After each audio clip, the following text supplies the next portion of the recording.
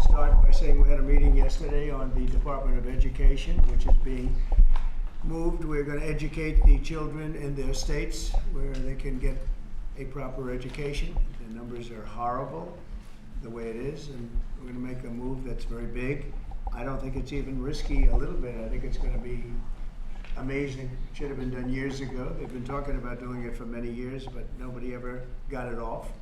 But we did. And there was great excitement and great acceptance of it by almost everybody, including a lot of Democrats, actually.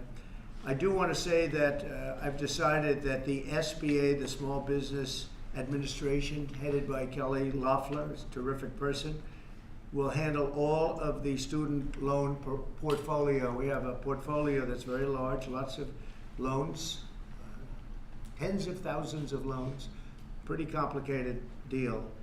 And that's coming out of the Department of Education immediately, and it's going to be headed up by Kelly Loeffler at SBA, and they're all set for it. They're waiting for it. It'll be serviced much better than it has in the past. It's been a mess. And also, Bobby Kennedy, the Health and Human Services, will be handling special needs and all of the nutrition programs and everything else. Rather complex, but that's going to be headed by and handled by Health and Human Services.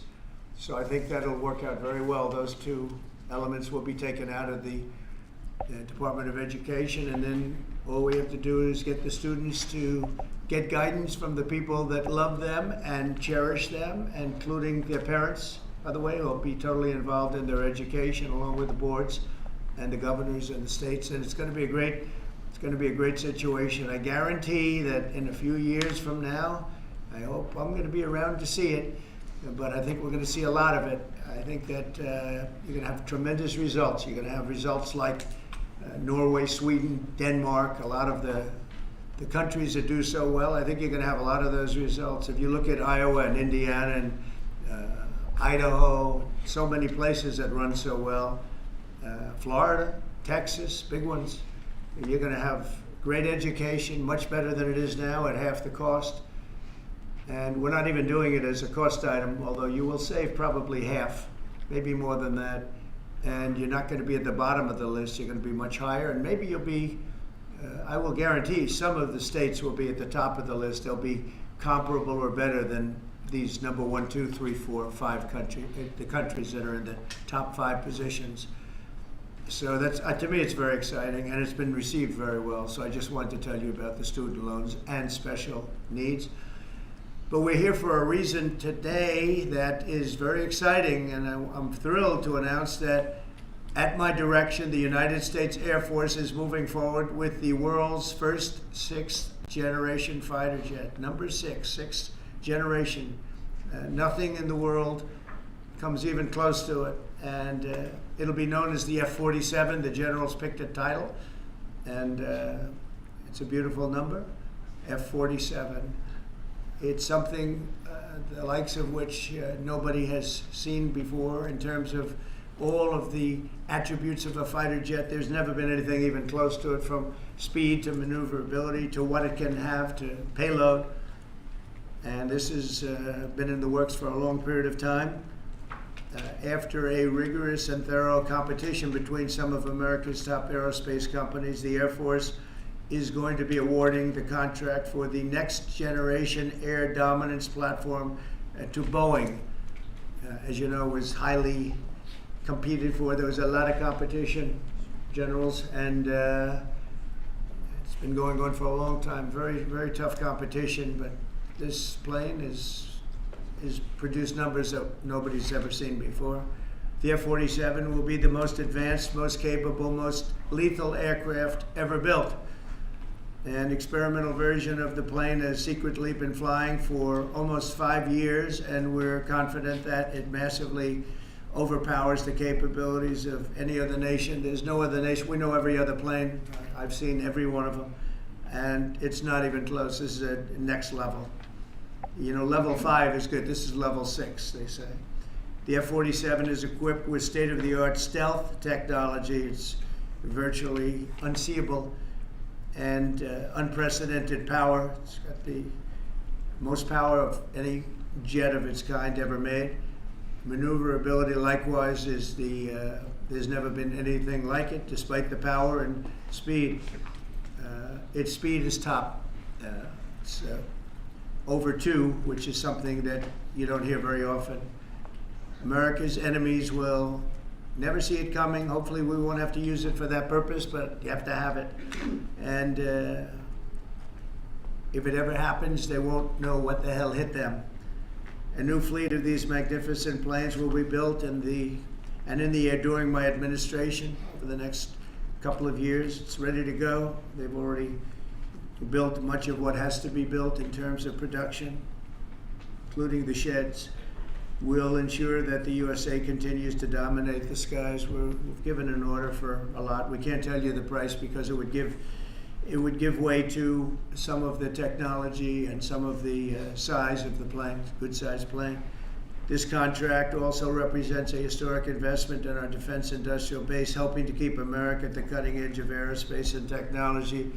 Our allies are calling constantly. They want to buy them also, and certain allies will be selling them, perhaps toned down versions. We like to tone them down about 10%, which probably makes sense because someday maybe they're not our allies, right? But I would like to ask Secretary Hegseth, who's doing a fantastic job. He's really been very inspiring in so many ways, and I must say that before he speaks, we have had record people wanting to join our military in the last 2.5 months, literally since this, I think probably since the election, November 5th, but especially since we came to office and since I announced Pete. He's young, he's smart, he's strong, he loves it, and they love him. But we've had record numbers of people wanting to join our military. Now, if you go back 6 months, it was the exact opposite. You had record numbers of people not wanting to join the military. Now you have record numbers of people wanting to be in our military, and that's a great honor. That shows you we're really on the right track. So, Pete, maybe say a few words. Sure. Please. Well, Mr. President, this is a big day. This is a big day for our warfighters. This is a big day for our country, a big day in the world. The name of this program is the Next Generation of Air Dominance. And Mr. President, because of your leadership, your clarity, America is going to have generations in the future of air dominance because of this 6th generation fighter. We've had the F-15, we had the F-16, the F-18, the F-22, the F-35. Now we have the F-47, which sends a very direct, clear message to our allies that we're not going anywhere, and to our enemies that we will be able to project power around the globe unimpeded for generations to come. Mr. President, this is a gift to my kids and your kids, to my grandkids and your grandkids. This is a historic investment in the American military, in the American industrial base, in American industry that will help revive the warrior ethos inside our military, which we're doing, rebuild our military, which the previous administration did not do, by the way, Mr. President. They paused this program and were prepared to potentially scrap it. We know this is cheaper, longer range, and more stealthy. President Trump said we're reviving it and we're doing it. And then we are also going to reestablish deterrence. Under the previous administration, we looked like fools. Not anymore. President Trump has reestablished American leadership. The F-47 is part of it. And Mr. President, thank you for having the courage to do it and leading the way for all our warfighters. Thank you very much, Pete. One of the things I will say, but the generals are going to speak in just a couple of seconds, but this plane flies with drones. It flies with many, many drones, as many as you want, and it's a technology that's new, but it doesn't fly by itself. It flies with many drones, as many as we want, and that's something that no other plane can do. So I'd like to introduce, if I might, Air Force Chief of Staff General David Alvin, and also General Dale White, two incredible people that I've known over the years, but I got to know them really well over the last few months. And would you say a few words, please, General? Thank you very much, Mr. President. Mr. President, Mr. Secretary, thank you so much for your unwavering commitment to our military. I will say that this is a big day. This is a big day for our United States Air Force as well. You know, air dominance is not a birthright. but it's become synonymous with American air power. But air dominance needs to be earned every single day. And since the earliest days of aerial warfare, brave American airmen have jumped into their machines, taken to the air, and they've cleared the skies. And whether that be clearing the skies so we can rain down destruction on our enemies from above, or we can clear the path for the ground forces below. That's been our commitment to the fight, and that's really been our promise to America. And with this F-47 as the crown jewel in the next generation air dominance family of systems, we're going to be able to keep that promise well into the future. I also want to thank everyone from industry and within government, our engineers, who have worked tirelessly on this program to bring it where we are right now today.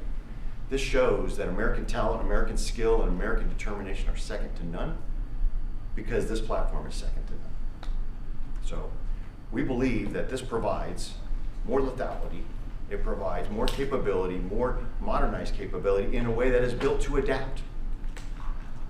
This, along with our collaborative combat aircraft the President talked about with drones, this is allowing us to look into the future and unlock the magic that is human-machine teaming. And as we do that, we're going to write the next generation of modern aerial warfare with this. This enables us to do this. The manner in which we put this program together puts more control in the hands of the government, so we can update and adapt at the speed of relevance, at the speed of technology, not at the speed of bureaucracy. This is more Air Force. This is more options for the President. We say as our mission in the United States Air Force is to fly, fight, and win air power anytime, anywhere. If you want to go anywhere, you have to have a platform that gets you anywhere. This provides the President options from the very one end, which is a quick response, and then we can get right back into fighting stance without having to deploy troops that are going to take maybe months and cost more lives. We can be back in fighting stance, and maybe we restore that deterrence. All the way to decisive victory as part of a joint force that is the most lethal and capable military ever known in history. That's what we provide now, and this allows us to provide it into the future. It's more deterrence, more capability. It's what peace through strength looks like into the future, Mr. President. And so we're very proud to do that. And all we can say is, on behalf of the United States Air Force, let's deliver. Thank you very much. Thank you, General. Would you like to say something? No, sir, I'll just double down what the chief said. He knows what to do. Generational He knows leap. who the boss is. Look That's at exactly that. right. Air security is what it's all about, and this is what we'll deliver. That's great. Thank you very much. Great job. We've worked together long and hard on this, and this was a big secret. In fact, we don't show too much of the plane for that reason. See what we show? You see how beautiful that is, but that's just a very small part of it. Sure. I wasn't surprised. I was wondering how much are you going to show when they came in with that. You see a wheel in the front? That's about it. Any questions? Mr. President Trump, Peter? is 80,000 pages of documents is a lot to sift through. Yeah. Can you just tell us who killed Kennedy? Well, I was given the task of releasing that because many presidents have gone through it and they haven't released. And I said, release. We even released Social Security numbers. I didn't want anything deleted. They said, sir, what about Social Security? People long gone, but they're long gone, so I can't imagine. But I said, if you don't delete it, if you do delete it, we have people are going to say, why did you delete it? There's something in there. So we gave Social Security, we gave everything. And the rest is for you to look at, Peter. You're going to see whether or not you see anything. But we've given it. We're doing it with Dr. Martin Luther King, too. They're preparing all of that. They're going to release everything. And whoever else they want. I mean, we have nothing. We really have nothing to hide. We shouldn't have. When a lot of time goes by. But with the Kennedy files, in particular, they were going crazy on them. I don't think there's anything that's earth-shattering, but you'll have to make that determination. In those, it's 80,000. It's actually 88,000, and we have some additional things, as you know, come out today. And for that, you can go to the offices and you can see whatever you want to see. Everything is out there, totally open. The additional stuff is available later on today. You go over to the offices and you can have it immediately, and you'll make a determination. And on something else, these Tren de Aragua guys, because of your executive order, they are designated as foreign terrorists. Yeah.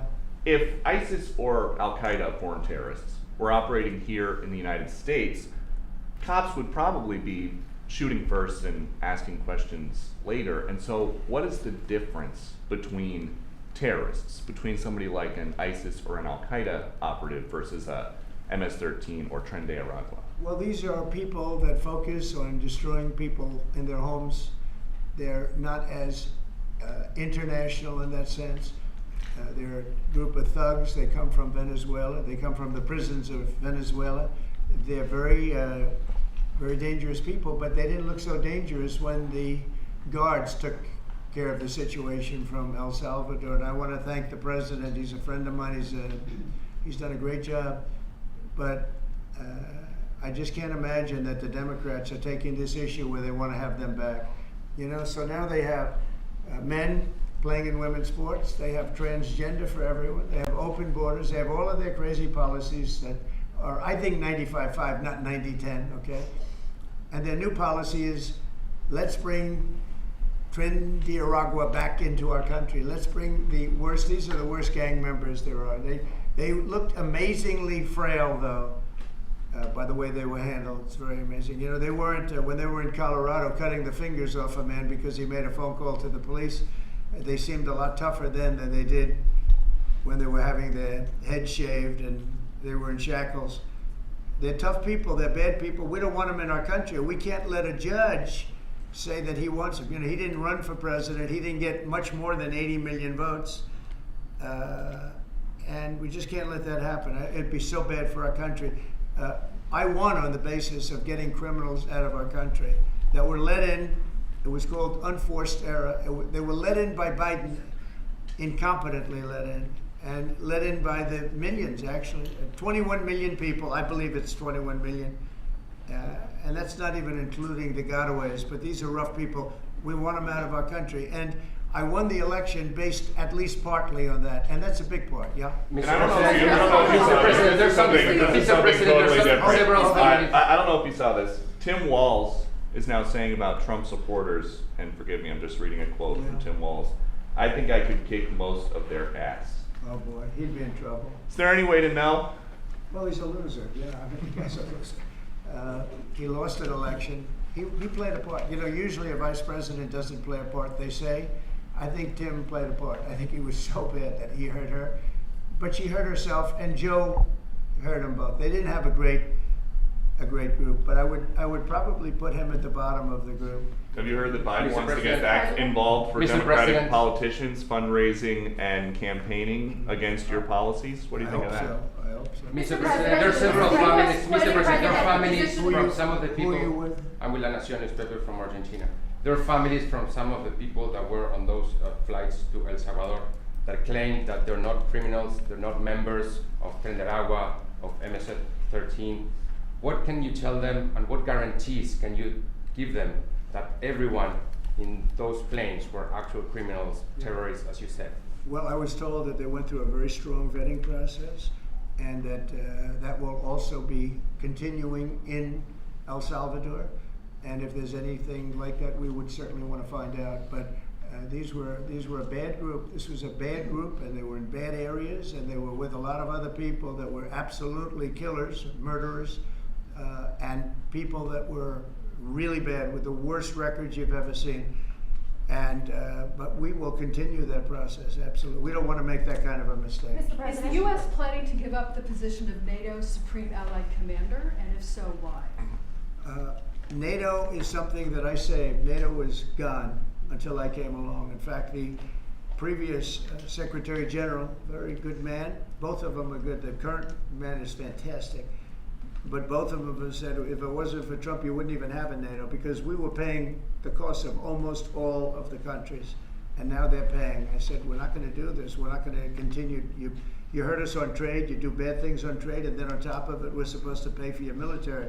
And because of what I did, hundreds of billions of dollars flowed into NATO by countries that just weren't paying. They were delinquent. They weren't paying their bills. So NATO is solid. They're strong.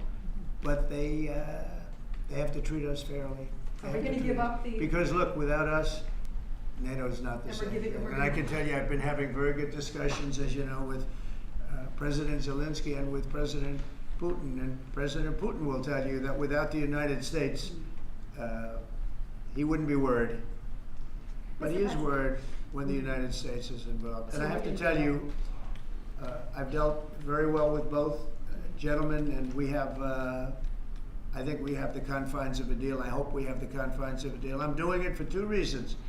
Number one, and by far most importantly, thousands of young people, and they're not American people, they're Russian and they're Ukrainian, are being killed every week, thousands a week. And also the United States has paid, because of Biden, $350 billion on a war that should have never happened.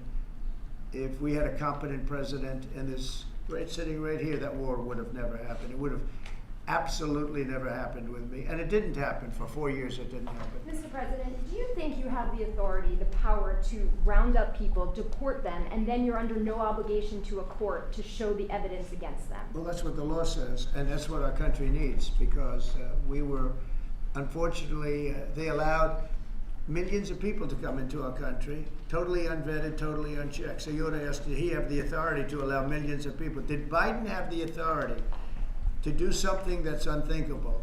Have open borders where millions of people poured into our country, totally unvetted and totally unchecked, just as you would say.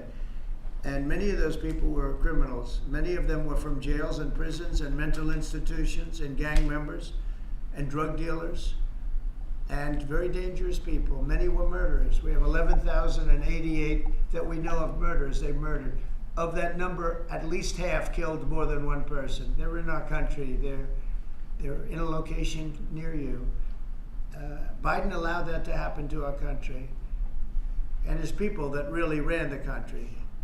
And the person that operated the auto pen, I think we ought to find out who that was, because I guess that was the real president. So when you ask me if we have the authority, did Biden have the authority to allow millions of people to come into our country? Many of these people, hardened criminals at the top of the line, who have caused tremendous damage in our country. You see them in New York City fighting with our police. I mean, literally having fist fights in the street with our police. These are tough, hard criminals. Many of them came out of jails, and not just South America, from all over the world. They came out from Africa, from the Congo. They came out from Asia. Not just South America, but many from South America. These are hard, tough criminals, and we have to get them out. And a judge sitting behind a bench someplace got a nice appointment. You can't take that away from the people that are responsible. Now, in this case, Marco Rubio has a lot of big decisions to make, and he's a fantastic person, a great man. I think he'll be our best. I think he has a chance to be our best Secretary of State. He's been doing incredibly. He works so hard. He's gone to so many different countries already, and he's got the authority to get bad people out of our country. And you can't stop that with a judge sitting behind a bench that has no idea what goes on, who happens to be a radical left lunatic. Do you think the judiciary You guys today are denying. You guys are denying this New York Times report that Elon Musk was going to be shown a 20 to 30 page presentation about a theoretical war plan against China. Why not just show it to Elon? Because I don't want to show it to anybody. You know, you're talking about a potential war with China. Now, I deal with these people all the time, and I'm dealing with Pete. I'm dealing with these gentlemen on numerous different airplane purchases, and I think they're all going to be great. But I don't want other people seeing, anybody seeing potential war with China. We don't want to have a potential war with China, but I can tell you, if we did, we're very well equipped to handle it. But I don't want to show that to anybody. But certainly you wouldn't show it to a businessman who is helping us so much. He's a great patriot. He's paying a big price for helping us cut costs, and he's doing a great job. He's finding tremendous waste, fraud, and abuse. But I certainly wouldn't want, Elon has businesses in China, and he would be susceptible perhaps to that. But it was such a fake story. The New York Times is just as fake as CNN and MSDNC. And anybody read that story, people laughed at that story. Who would do such a thing? And the first thing I did is I called Susie and I called Pete. I said, is there any truth to that? And they said, it's ridiculous. No, he's over there to talk about cost. You might want to address that, Pete. But Elon was over there today to address costs. Doge, thing called Doge, which you've heard about. Pete? That's exactly right, Mr. President. You pointed out it was a fake story. We pointed out it was. It was meant to sort of undermine whatever relationship the Pentagon has with Elon Musk. Elon Musk is a patriot. Elon Musk is an innovator. Elon Musk provides a lot of capabilities our government and our military rely on, and I'm grateful for that. We welcomed him today to the Pentagon to talk about DOGE, to talk about efficiencies, to talk about innovations. It was a great informal conversation. The rest of that reporting was fake. There was no war plans, there was no Chinese war plans, there was no secret plans. That's not what we were doing at the Pentagon. I might add that I think Elon, if they ever wanted to do that, I think Elon wouldn't do it. I think he wouldn't do it. He wouldn't want to put himself in that position. But if you read what's out of the New York Times, it's such a dishonest newspaper. It's such garbage. It's, it used to be called all the news that's fit to print. Well, it's all the news that's not fit to print.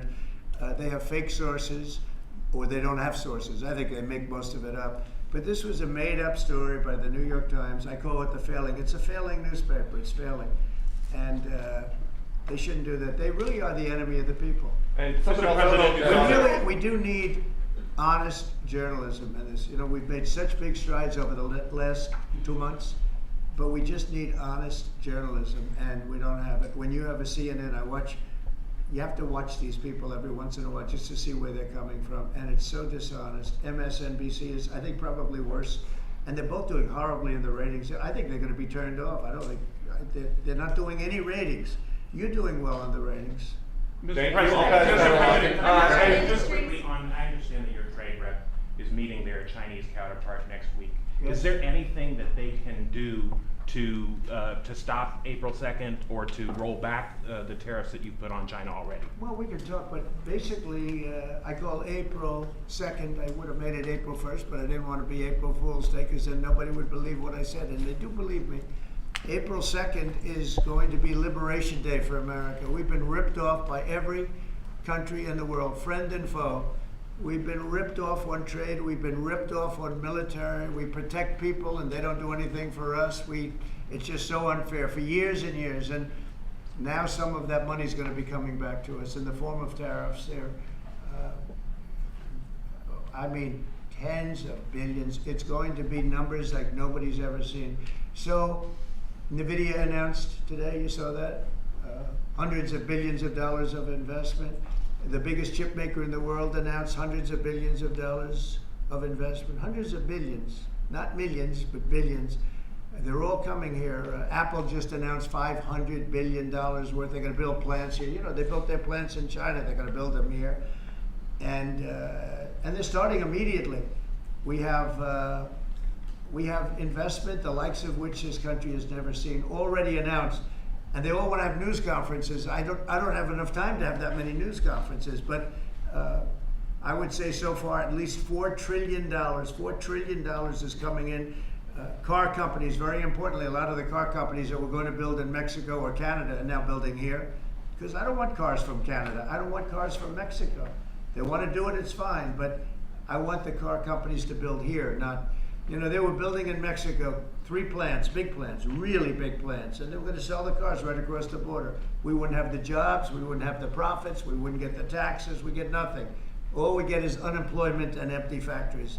Those days are over. So now those 3 places are going to build here, but many more than that. We have a big one. Honda is building, just announced a really big plant in Indiana, great state, smart place to build. And we have many car companies coming here. The steel mills are going to be booming, And many other things come with that. But we need that for defense. There are certain things you have to have. You have to have steel.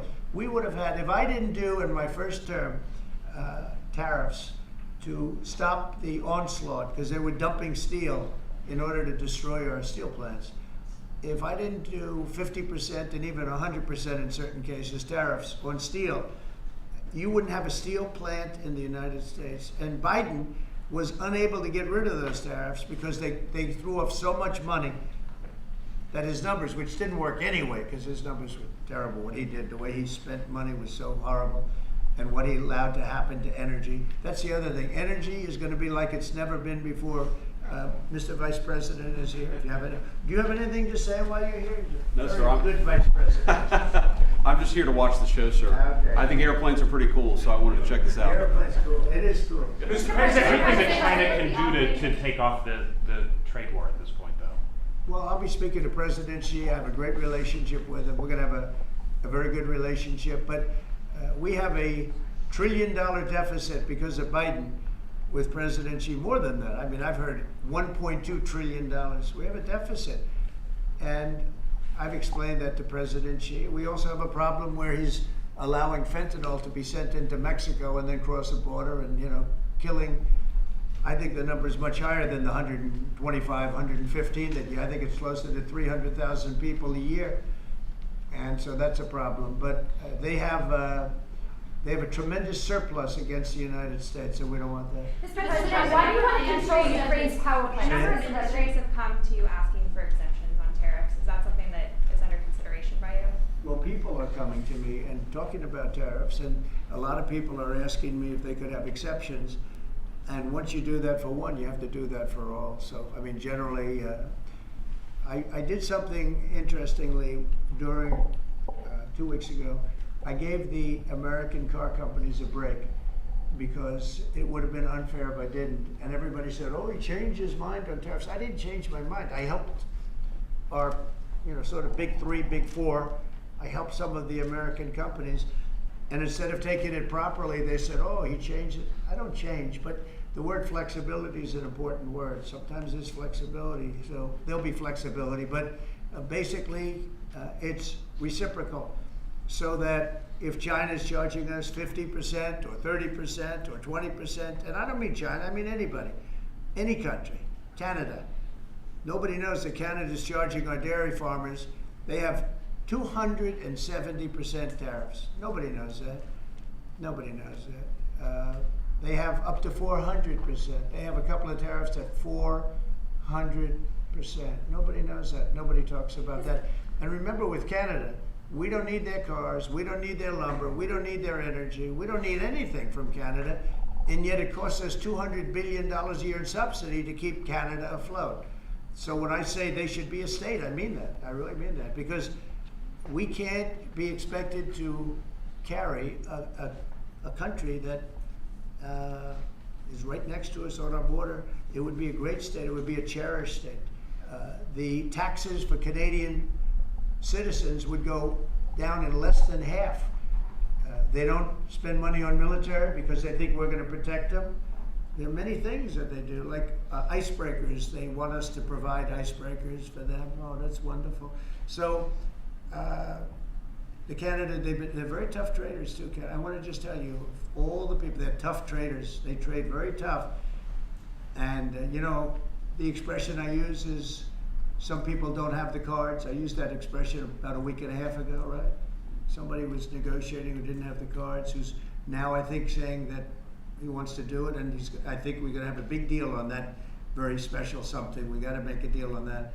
But Canada has been a very nasty negotiator against the United States, took advantage of the United States for a long time. But nobody knows that they were getting 270% tariffs on dairy products. A follow-up on Canada, and I don't think I've heard you say this in all of the talk about Canada becoming the 51st state.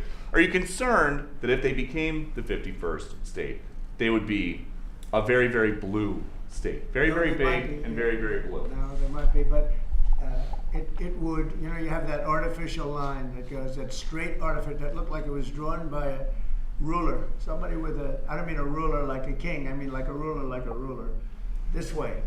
And it's just an artificial line that was drawn in the sand or in the ice. And can I tell you, Peter, just, you add that to this country, what a beautiful landmass, the most beautiful landmass anywhere in the world. And it was just cut off for whatever reason. It would be great. Now, is it liberal? Maybe, but a conservative until I got involved, because I don't care who wins up there. I frankly probably would do better with the liberal than the conservative, if you want to know the truth. But just a little while ago, before I got involved and totally changed the election, which I don't care about, probably it's to our advantage actually, but the conservative was leading against, I call him Governor Trudeau, the conservative was leading by 35 points. So, so I don't know about that. I think Canada is a place like a lot of other places. If you have a good candidate, the candidate's going to win. And I don't know if you've seen this, but the two astronauts that you just helped Yeah. save from space, they didn't get any overtime pay Yeah. for all that extra time. They got $5 a day per diem. Oh. For 286 days, that is $1,430 in extra pay. Is there anything the administration can do to get them, to make them whole? Well, nobody's ever mentioned this to me. If I have to, I'll pay it out of my own pocket, okay? I'll get it for them. Mr. Mr. President, President, follow up on the you petition mentioned- signs. I like that. I think Mr. President, you President, mentioned the I'll deal. pay it right out of my, is that all? That's not a lot Me per- for what they had to go through. And I want to thank Elon Musk, by the way, because think if we don't have him. You know, there's only so long, even though they're in the capsule up there, that the body starts to deteriorate after 9 or 10 months and gets really bad after 14, 15 months with the bones and the blood and all the things that you've been reporting on very well. And if we don't have Elon, they could be up there a long time. Who else is going to get him? And I just want to thank him. He's going through a lot, what they're doing to him. And these people are going to be caught, and they're going to be caught, and they're going to be prosecuted. And from what they tell me, I see this just by watching your programs and reading the news, but from what they tell me, they could get 20 years in jail, and they'll get it. I'll tell you, there's going to be no leniency, and there'll be no pardons. I can tell you that right And you now. said this Mr. morning President, 20 years in jail, and then Mr. maybe President. you said this morning 20 years in jail, and then maybe they'll go to one of these prisons in El Salvador. Do you think with the way that the judges have been issuing injunctions, it would be easier or harder to send these Tesla domestic terrorists to a jail in El Salvador than these MS-13 or Tren de Aragua guys? Well, I view these people as terrorists just like others. These are, when I looked at those showrooms burning and those cars, not one or two, like 7, 8, 10 burning, exploding all over the place. These are terrorists. You didn't have that on January 6th, I can tell you. You didn't have anything like that on January 6th, which is sort of amazing because on January 6th, the Democrats were talking. Nobody was killed other than a very beautiful young woman, Ashley Babbitt. Nobody was killed. And you look at what's going on now with these terrorists. These are terrorists, and that's an organized event. You know, take a look at their signs. Take a look. They're all made by the same sign company. A nice, expensive job. Now, these are the people that finance it are, in my opinion, in just as big a trouble as the people that are setting the match and setting the fires. So we'll see. It's under very serious investigation by the FBI and by the Justice Department. These people are terrorists. Mr. President, you mentioned a deal with Mr. Ukraine. President, what do you say to American military families who are seeing Elon Musk at the Pentagon today, are hearing about Defense Department cuts, and their thoughts are immediately going to the safety of their loved ones who are currently deployed? Well, we're making our country strong. And when they see a thing like that and they hear that story about Elon and China, what they should do is realize that the New York Times is a corrupt institution, because I think they're the ones. They knew that story wasn't true. Nobody believed that story. People that, when I first called, they laughed when they heard the story. Nobody believed it, that the Pentagon was giving him a briefing on what war with China would look like, and he has business in. No, they made that up because it's a good story to make up. They're very dishonest people. I have it with the Times, and you'll see more and more of it. To me, it's a very, very dishonest organization. But a story like that is made up. It's total fiction. And I just wanted to make sure. I called up Chief of Staff and I called up Pete, and I said, is there any truth to that? Absolutely not. He's there for Doge, not there for China. And if you ever mention China, I think he'd walk out of the room. He wouldn't take it anyway. So it's just a made-up story. Nobody's taken better care of the military. One of the things that I know that Pete's doing is he's talking about a lot of the civilian staff, and we're going to get them other jobs. You know, we're going to have a lot of jobs in this country, but we don't want to have wasteful jobs. We want to have meaningful jobs. And those were wasteful jobs. Those are jobs that not only military, but jobs where people don't show up. You take a look at Department of Education. I've never seen so many buildings with the names on it. You go past one after another Department of Education, and they're empty. The people don't show up. You know why? Because they have other jobs, because they're playing golf, or they're playing something, they're doing something. And we have a lot of great people, but we have to move that back to the States. We're going to make our country strong, and we're going to get people much better jobs, because we have companies moving into our country, the likes of which we've never seen before. Nothing like this has happened. And it's automatic. They don't want to pay the tariffs. How do you avoid paying the tariffs? You build your plant in the United States, and it's a beautiful thing to see. I see it. So far, I would say $4 trillion. Nobody's ever heard of them. No country's ever heard of numbers like that. $4 trillion, and those are the best ones. The biggest, best chip maker in the world. I'm not a fan of the CHIP Act, where you give billions of dollars away to companies that don't need it, and it won't bring them here. I'm giving nothing away. All they're doing is coming here. They're building because they want to avoid. Remember this on the tariffs too, because that's going to be, Liberation Day, April 2nd. It's reciprocal. If they charge us, we charge them. So somebody say, well, how much are the tariffs? Very fair. If India, as an example, has been very bad to us on tariffs, they charge 100%, 200%, whatever they charge. Now, Europe just announced they're lowering the tariffs on cars. We charge like a joke, 2.5%. That's what this country charges. Europe just announced that they're reducing their tariffs on cars to 2.5%. It's nice. But they also have non-monetary tariffs where they make it impossible for the cars to get in even without the dollars on them and the dollar signs. It's called a non-monetary tariff, where they put on controls where no matter what happens, because they don't want cars, they don't want the American car in their market. And yet they send us millions of cars, they send us big agriculture, they don't want our agriculture, they don't want anything from us. European Union's very tough, but now it's fair. So whatever they do to us, we do to them. Mr. President, you mentioned Ukraine. Last month you mentioned. As Russia continues to attack Ukraine, are you planning to impose any sort of sanctions? Well, they're fighting against each other. Yeah, I think we're going to have. Do you We have plan a to ceasefire on a lot of areas, and so far that's all held very well.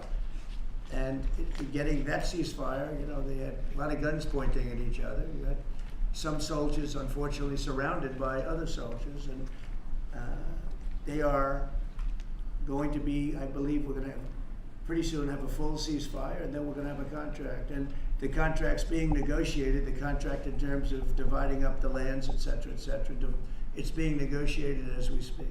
What do you say to critics who say that your actions towards law firms amount to coercion? Well, the law firms all want to make deals. You mean the law firms that we're going after, that went after me for 4 years, ruthlessly, violently, illegally? You mean, are those the law firms you're talking about? But they're not babies. They're very sophisticated people. Those law firms did bad things. They went after me for years. Russia hoax. All a hoax. It was a hoax. It was Hunter Biden's laptop. It didn't come out of Russia, by the way. It was came out of his bedroom. It was all a hoax, developed by Democrats. Hillary, I don't think Biden did, because I don't think Biden knows what the hell he's doing, frankly, based on everything I see. I've seen things since being here that are so sad. What he's done to this country, what he and they did to this country, those people that surrounded him, who, by the way, are radical left but smart.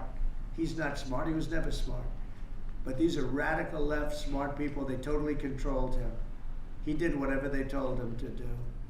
And it's a shame. It's so sad to see what happened, what they've done to this country, both not only the inflation you saw, but allowing millions and millions of criminals into our country. That's an inexcusable act. And many other things besides that. Thank you very Mr. much. President, can we talk one more question on Ukraine? Why do you want to control Ukraine's power plants, sir? Thank you.